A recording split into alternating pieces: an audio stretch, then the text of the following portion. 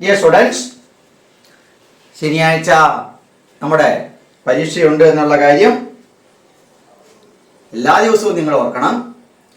പരീക്ഷയ്ക്ക് വേണ്ടി നിങ്ങൾ ചെയ്യേണ്ട കാര്യം ടേബിൾ രാവിലെയും വൈകിട്ടും നല്ല ഫ്ലുവൻ്റ് ആയിട്ട് ടേബിൾ പഠിക്കണം. ശനിയാഴ്ച ഉച്ചവരെ ക്ലാസ്സും ഉച്ചയ്ക്ക് ശേഷം പരീക്ഷയാണ്.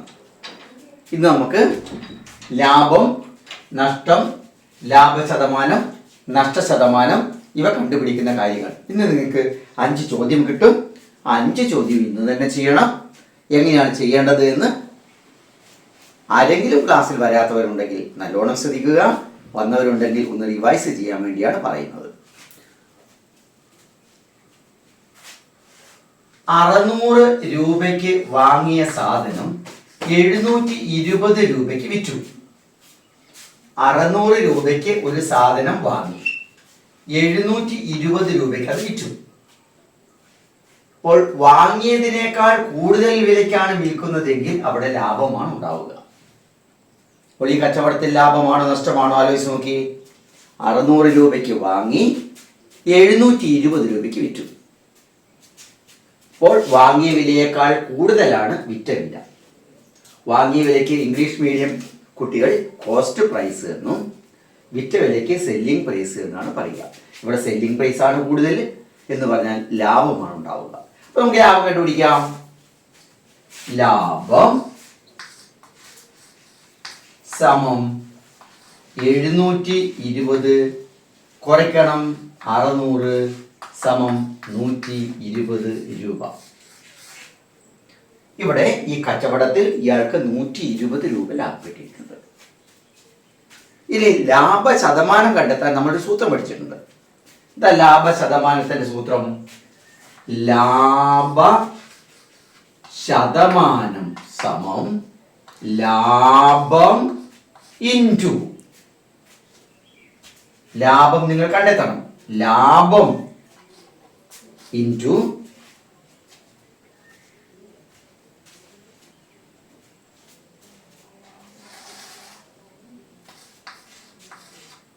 നൂറ് ബൈ വാങ്ങിയ വില.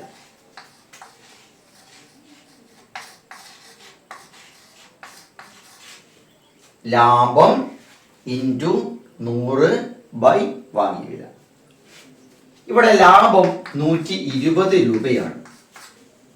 ഇതിനെ 100 കൊണ്ട് ഗുണിച്ച് വാങ്ങിയ വില കൊണ്ട് ഹരിക്കണം. ലാഭം ഇൻറ്റു 100 ബൈ വാങ്ങിയ വില. അപ്പൊ 120നെ നമുക്ക് 100 കൊണ്ട് ഗുണിക്കാം. 120ന്റെ കൂടെ 2 0. ഇതിനെ നമുക്ക് 600 കൊണ്ട് ഹരിക്കാം.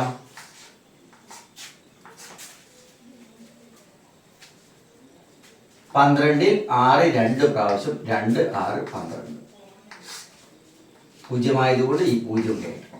20% ലാഭമുണ്ട് ഈ കച്ചവടത്തിൽ. ഈ കച്ചവടത്തിൽ 120 രൂപ ലാഭമുണ്ട്. ശതമാനത്തിൽ പറഞ്ഞാൽ 20% ലാഭമുണ്ട്. അപ്പോൾ ലാഭശതമാനം കണ്ടെത്താനുള്ള സൂത്രം മറക്കാതെ ഓർക്കണം. ലാഭം ഇൻറ്റു 100 ബൈ വാങ്ങിയ വില. ലാഭം ബൈ വാങ്ങിയ വില ഇൻറ്റു 100. സൂത്രവാക്യം പഠിച്ചില്ലെങ്കിൽ നമുക്ക് കണക്ക് ചെയ്യാൻ പറ്റില്ല. ലാഭത്തിന് ഒരു കണക്ക് കൂടി, ലാഭവും ലാഭശതമാനമുള്ള ഒരു കണക്ക് കൂടി ഞാൻ പറഞ്ഞുതരാം. 100 രൂപയ്ക്ക് വാങ്ങിയ ഒരു സാധനം അയാൾ 150 രൂപയ്ക്ക് വിറ്റു. 100 രൂപയ്ക്കാണ് അത് വാങ്ങിയത്, 150-നാണ് വിറ്റത്. ആദ്യത്തെ ഒരു ചോദ്യം കേൾക്കുക. ഇത് ലാഭമാണോ നഷ്ടമാണോ? നിങ്ങൾ ആലോചിച്ച് നോക്കി. 100-ന് വാങ്ങി 150 വിറ്റു, ഉറപ്പ് ലാഭം. അപ്പൊ ലാഭമാണെന്ന് വ്യക്തമായാൽ നമ്മൾക്ക് ആദ്യം ലാഭം കാണാം. ലാഭം സമം 150 കുറയ്ക്കണം 100 സമം 50 രൂപ. ഈ കച്ചവടത്തിൽ അയാൾക്ക് 50 രൂപ ലാഭം കിട്ടിയിട്ടുണ്ട്. ഇവിടെ ലാഭ ശതമാനം എത്രയാന്ന് നോക്കാം. ലാഭ ശതമാനം സമം ലാഭം ഇൻറ്റു 100 ബൈ വാങ്ങിയ വില. ലാഭം 50 രൂപ ഇൻറ്റു 100 ബൈ വാങ്ങിയ വില. 50നെ 100 കൊണ്ട് ഗുണിച്ച് 100 കൊണ്ട് ഹരിക്കണം. 50നെ നമുക്ക് 100 കൊണ്ട് ഗുണിക്കാം, അതിനെ 100 കൊണ്ട് ഹരിക്കാം. ഈ കച്ചവടത്തിൽ 50% ലാഭമുണ്ട്. 50 രൂപ ലാഭമുണ്ട്, 50% ലാഭമുണ്ട്. അപ്പോൾ ലാഭവും ലാഭശതമാനവും കണ്ടെത്തുന്ന ചോദ്യം വ്യക്തമായിട്ടുണ്ടാകുമെന്ന് വിചാരിക്കുന്നു. ഇത് നമുക്ക് നഷ്ടവും നഷ്ടശതമാനത്തിലേക്ക് പോകാം. 300 രൂപയ്ക്ക് വാങ്ങിയ ഒരു സാധനം 270 രൂപയ്ക്ക് വിറ്റു. 300 രൂപയ്ക്ക് വാങ്ങി 270 രൂപയ്ക്ക് വിറ്റു. ആലോചിച്ച് നോക്കിയേ, നഷ്ടമാണോ ലാഭമാണോ? വാങ്ങിയതിനേക്കാൾ കുറച്ച് വിറ്റാൽ നഷ്ടമാണ് ഉണ്ടാവുക. അപ്പൊ നമുക്ക് നഷ്ടം കണ്ടുപിടിക്കാം. നഷ്ടം സമം 300 കുറയ്ക്കണം 270 സമം 30 രൂപ നഷ്ടം ഉണ്ടായിട്ടുണ്ട് ഈ കച്ചവടം. ഇപ്പൊ 300 രൂപയ്ക്ക് വാങ്ങി 270 രൂപയ്ക്ക് വിറ്റാൽ 30 രൂപയാണ് നഷ്ടം ഉണ്ടായത്. ഇത് നമുക്ക് നഷ്ടശതമാനം കാണാം. നമ്മൾ നേരത്തെ ലാഭശതമാനം കണ്ടതുപോലെ നഷ്ടശതമാനം സമം നഷ്ടം ഇൻറ്റു 100 ബൈ വാങ്ങിയ വില. നഷ്ടം 30 രൂപ ഇൻറ്റു 100 ബൈ വാങ്ങിയ വില 300. 30നെ 100 കൊണ്ട് ഗുണിച്ച് 300 കൊണ്ട് ഹരിക്കാം. 30നെ 100 കൊണ്ട് ഗുണിച്ചു, അതിനെ നമുക്ക് 300 കൊണ്ട് ഹരിക്കാം. 30ൽ 3 10 പ്രാവശ്യം. 10% നഷ്ടം സംഭവിച്ചു ഈ കച്ചവടത്തിൽ. 10% നഷ്ടമാണ് കച്ചവടത്തിലുണ്ടായത്. 500 രൂപ വിലയുള്ള ഒരു സാധനം 495 രൂപയ്ക്ക് വിറ്റു. 500 രൂപ വിലയുള്ള സാധനം 495 വിറ്റു.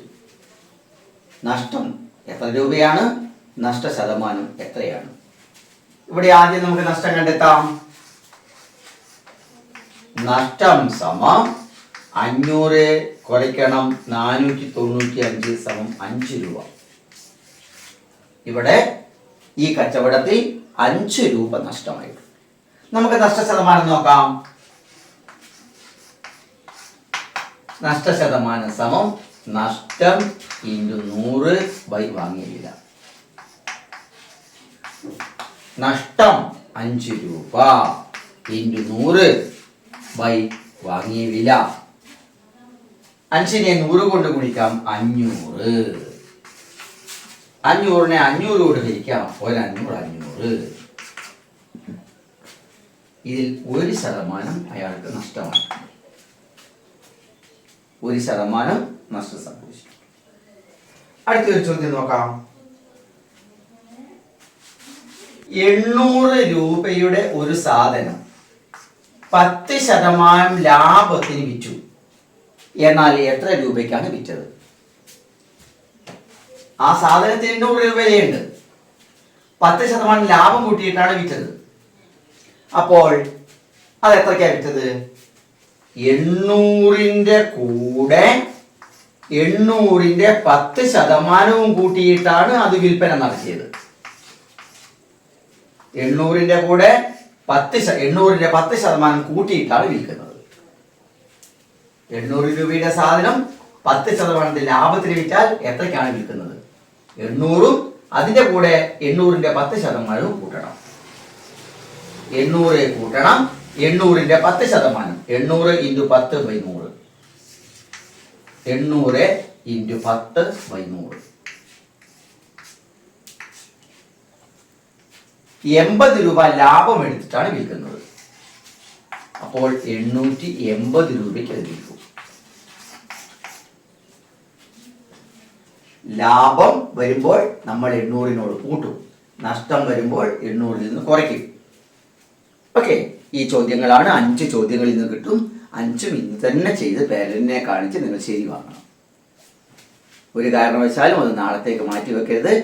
പട്ടിക നന്നായി പഠിച്ചിട്ട് വേണം പരീക്ഷയ്ക്ക് വരാൻ. കണക്കിൻ്റെ മാർക്ക് കിട്ടണമെങ്കിൽ പട്ടിക നന്നായി പഠിക്കണം. Okay, thank you.